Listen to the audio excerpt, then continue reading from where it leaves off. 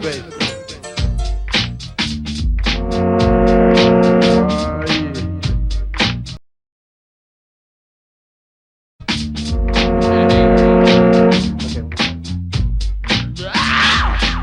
Radio, TV, and even the press say what's the meaning of VAPORS. The meaning of this word, without no doubt, means nobody wanna be down when you're down and out. Now when you're established and got a lot of money, everybody wanna be your buddy and home.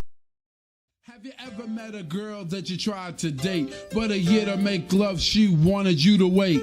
Let me tell you a story of my situation. I was talking to this girl from the US nation. The way that I met her was on tour at a concert. She had long hair and a short miniskirt. I just got on stage dripping, pouring with sweat. I was walking through the crowd and guess who I met? I whispered in her ear, come to the picture booth so I can ask you some questions to see if you're 100 proof. I asked her name, she said blah blah blah. She had 9, 10 pants and a very big bra. I took a couple of flicks and she was enthused. I said, how do you like the show? She said I was very amused. I started throwing bass, she started throwing back mid-range. But when I sprung the question, she acted kind of strange. Then when I asked, do you have a man? She tried to pretend. She said, no I don't, I only have a friend. Come on, I'm not even going.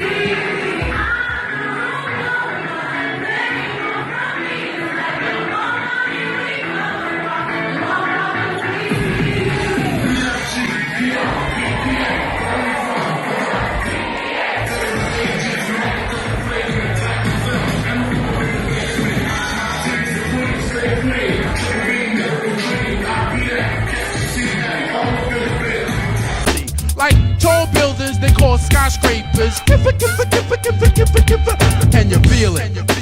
Nothing can save ya, but this is the season of catching the vapors. And since I got time, what I'm gonna do is tell you how they spread it throughout my crew. Well, you all know TJ Swan, who sang on my records. Make the music nobody beats the biz, well check it. Back in the days before this began, he used to try to talk to this girl named Fran. The type of female with fly Gucci wear, with big drug jewelry and extensions in her hair. When Swan tried to kick it, she always best talking about, baby please you work for UPS. Since he wasn't no type of big drug dealer, my man TJ Swan didn't appeal to her. But now he trucks gold and wear fly belly boots, rough leather fashion and tough silk suits.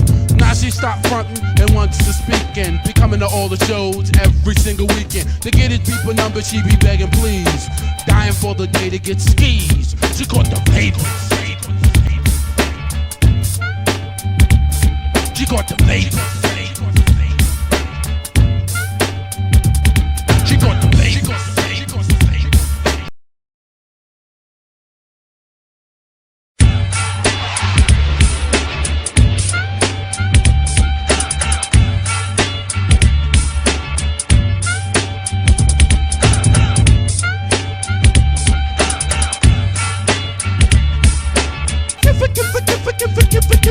And you feel it. Nothing can save ya. She got the vapor. She got the vapor. She got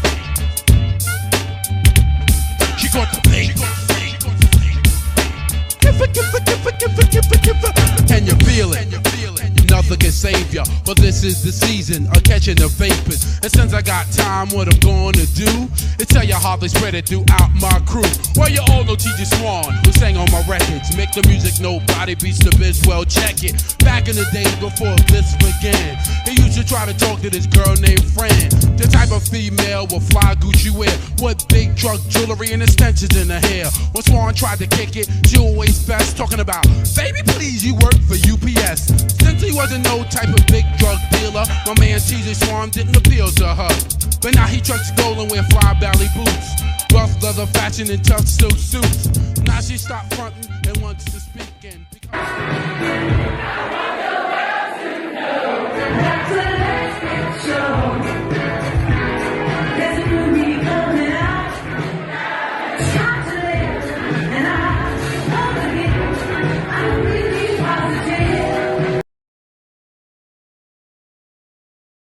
can save ya. She got the vapor. She got the vapor.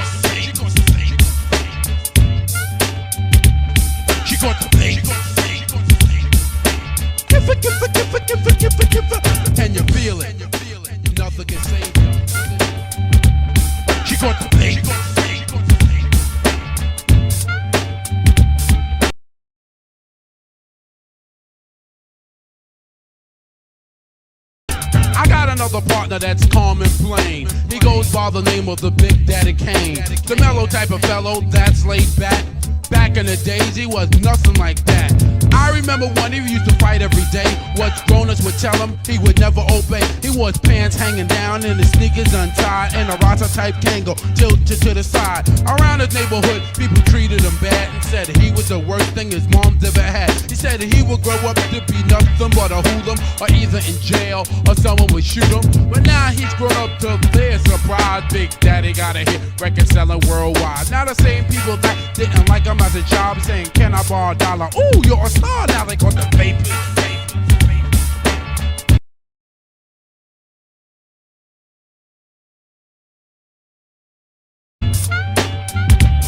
They call it the vapors. They call it the vapors.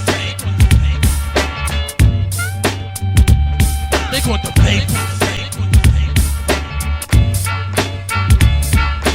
Now I got a cousin by the name of Von Lee, better known to y'all as Kamasa Cool V. He cuts, scratch, transforms with finesse, and all that mess. I remember when he first started to rock and try to get this job at a record shop. He was in it to win it, but the boss fronted said, sorry Mr. Lee, but this don't help on it. Now my cousin Vaughn still try on and on and on to the like break of dawn to get this J.O.B. in effect. Then they look right past him and be like, next! Now for the year of 8 to 8, Cool V is making dollars, so my cousin's like straight. He walked into the same record shop up before, and the boss be like, Vaughn, welcome to my store, offering him a jar, but nah, he don't want it. Damn, it feels good to see people up on it. Cause I remember one, at first they wasn't.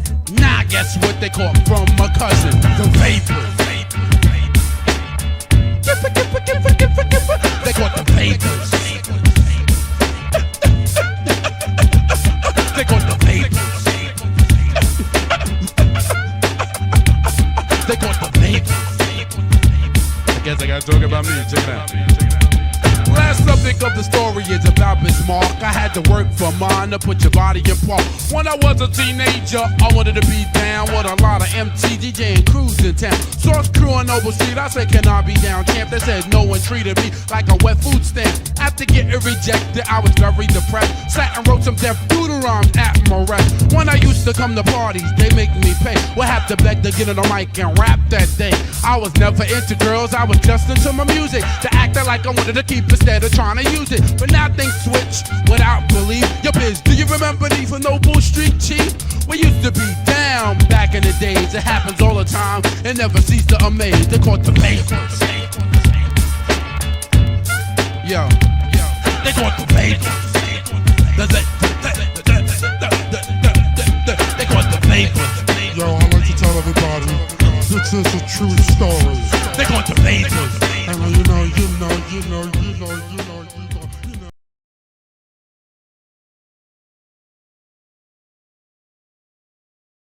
My name is Biz Markie, the human Ongenstein.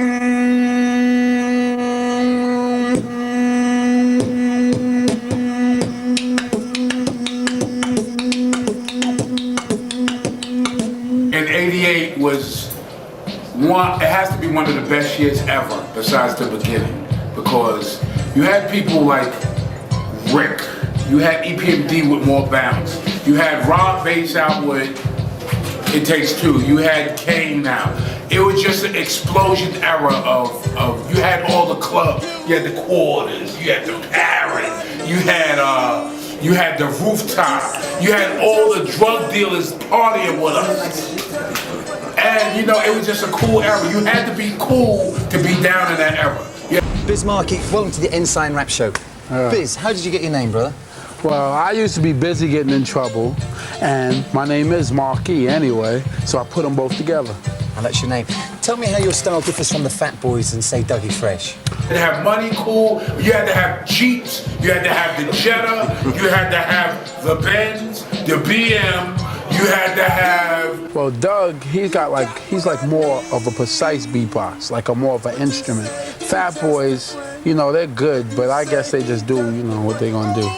The Jeep, you had to have the little Suzuki, you had to have You had to be going to Tad's Steaks. You had to go to Tony Romo's across the street from the quarters. You had to go to City Island. You had to go to One Fish, Two Fish. Yeah. You had to hang in Brooklyn at the time at Albee Square Mall. You had to take pictures on the Deuce. What else? You had to go to the Carnival on 161st Street.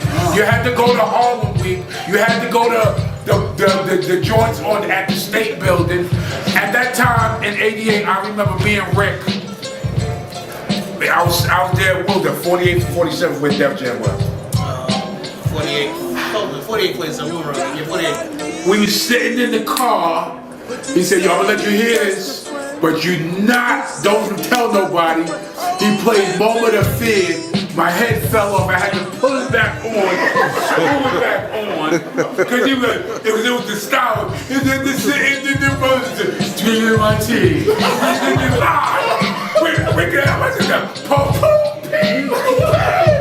Then we went to go get some Chinese food.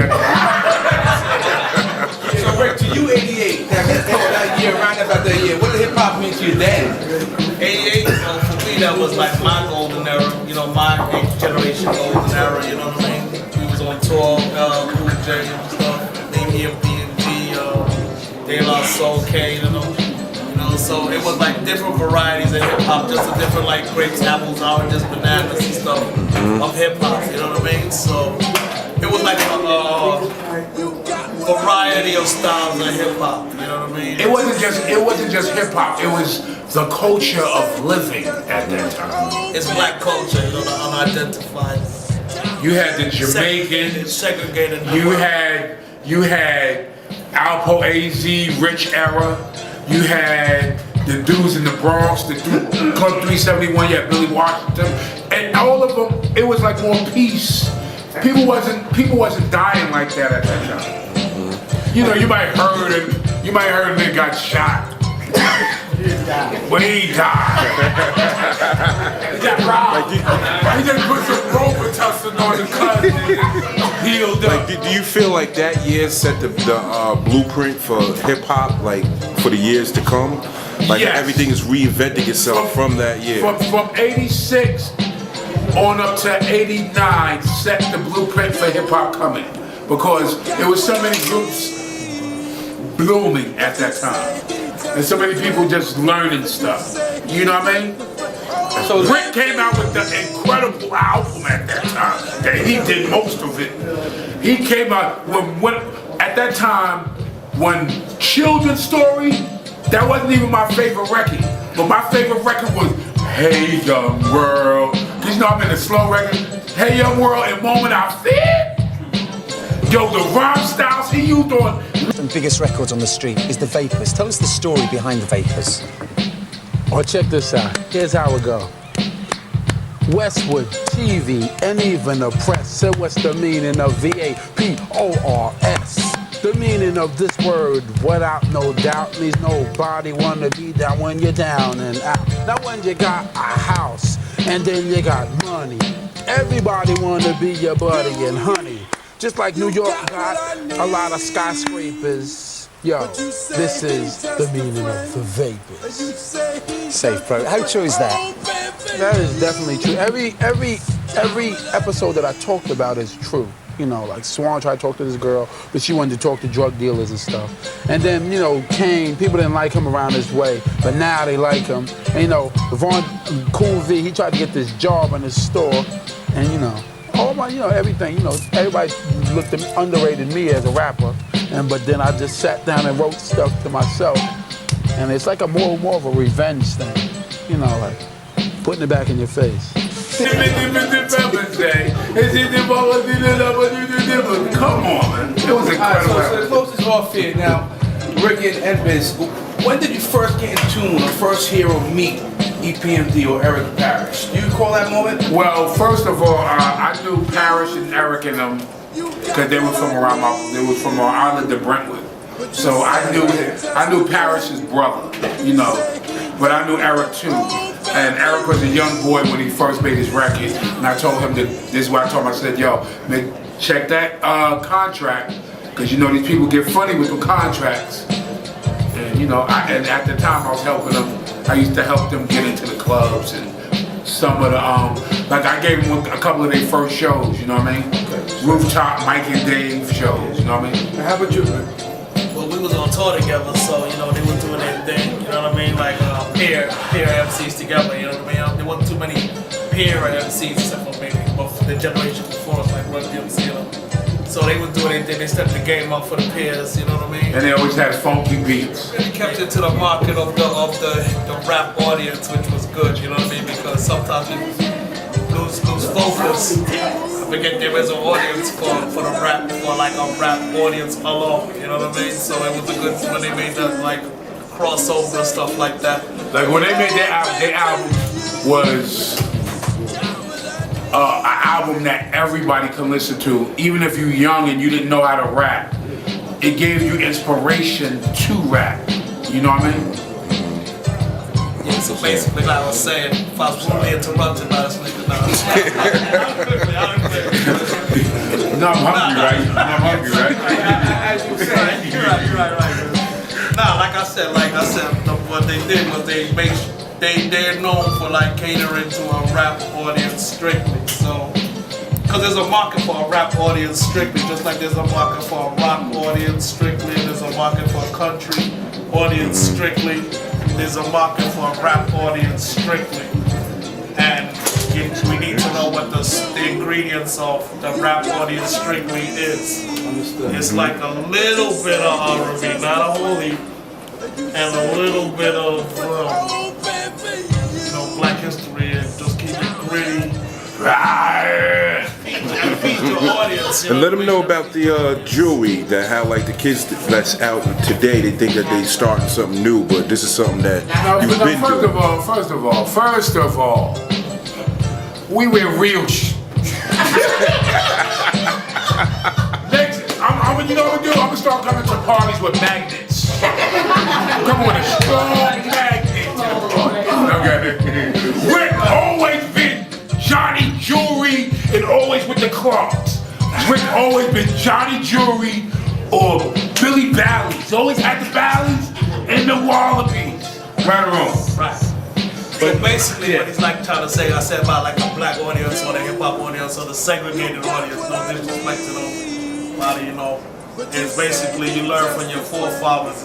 It's not that, you know, some people may have found a messed up way of living, but you can still learn from something like this style. Like people, like I wouldn't honor drug dealing, but you can honor how they spend the dough. You know what I mean? Like they lace the car.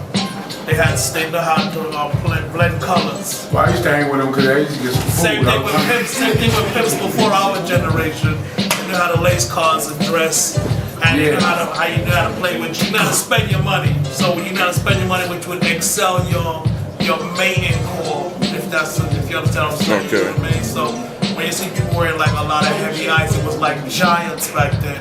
It was hard to keep up with giants. You know what I mean? Because they had giant dough and they spent their giant dough in a segregated environment in such a way that it increased their mating core, which we learn, each one teach one, you know what I'm saying? Like back in the days when I used to hang with Rick, when he used to let me hang out with him. And when he used to let me hang out with him, he told me the next phase would be diamonds and furs, and he was right. And anyway, and like you said before, you on the come up, sometimes you gotta fake the jewels if you got them front, you know what I mean? Nobody don't gotta know the joints is fake. You know, you just front until you But how did you foresee that? How did you foresee that would be the transition to furs and diamonds back then? Well, furs and diamonds was always out. You know, if you follow African American history from as far back as it goes far back like this. That's real. It goes far back like this. Y'all see it? It goes this far back. Run that!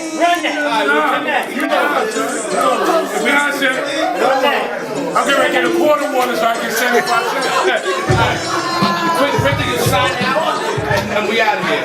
All right, 5 minutes. Here we go. Biz Markie, and Ricky D. My name is Biz Markie, the human Augustine.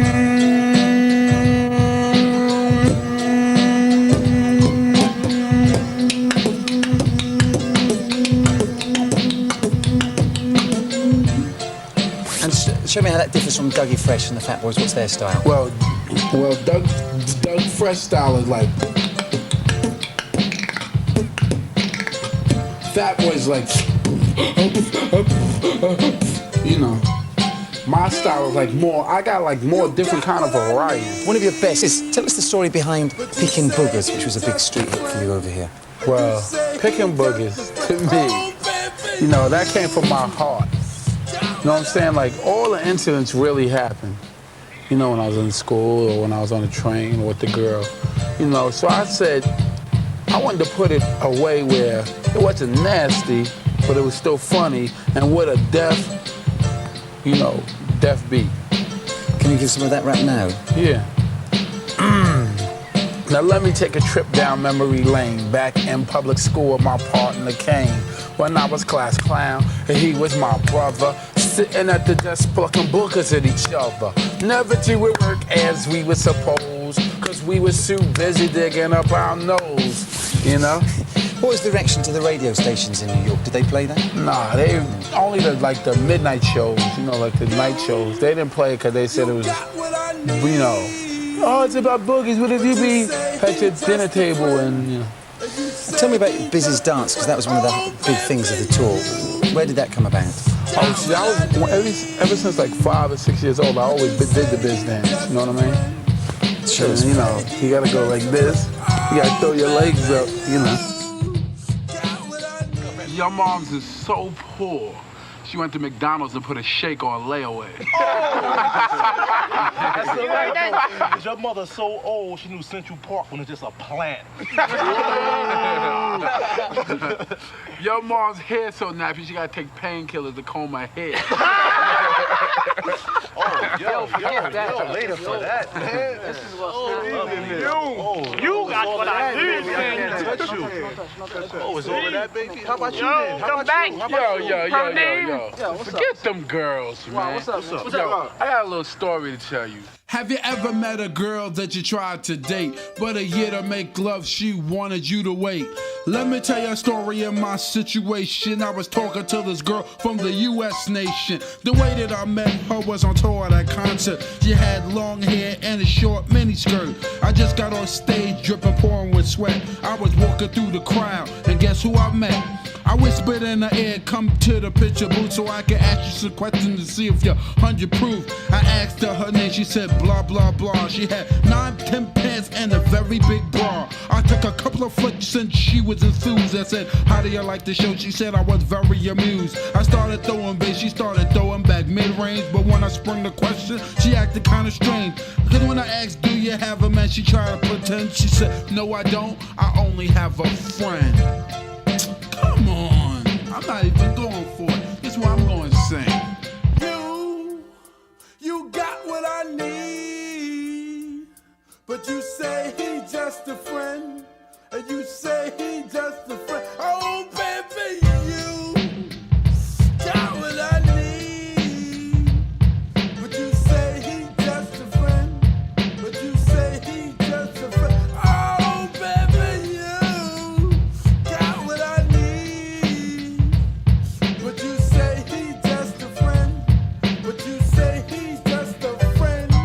So I took blah blah's word for it. At this time, I thought just having a friend couldn't be no crime. Cause I have friends, and that's a fact, like Agnes, Agatha, Jermaine, and Jack. Forget about that, let's go into the story about a girl named blah blah blah that adore me. So we started talking, getting familiar, spending a lot of time so we can build a relationship or some understanding how it's gonna be in the future. We was planning, everything sounded so dandy and sweet. I had no idea I was in for a treat. After this was established, everything was cool. The tour was over and she went back to school. I called every day to see how she was doing. Every time that I called her, it seemed something was brewing. I called the room, I got picked up, and then I called again. I said, yo, who is that?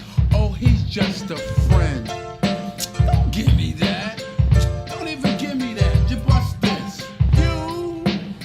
You got what I need. But you say he just a friend. And you say he just a friend. Oh, baby, you got what I need. But you say he just a friend. But you say he just a friend. Oh, baby, you got what I need. But you say he just a friend. But you say he's just a friend. So I came to her college on a surprise visit to see my girl that was so exquisite. It was a school day. I know she was there the first semester of the school year. I went to a gate to ask where was a dorm. This guy made me fill out a visitor's form. He told me where it was, and I was on my way to see my baby doll. I was happy to say. I arrived in front of the dormitory. Yo, could you tell me where is door 3? They showed me where it was for the moment. I didn't know I was in for such an event. So I came to a room and opened the door. Oh, snap! Guess what I saw? A fella tongue kissing my girl in the mouth. I was so in shock, my heart went down south. So please listen to the message that I sent. Don't ever talk to a girl who says she just has a friend. Has a friend. Has a friend. Has a friend.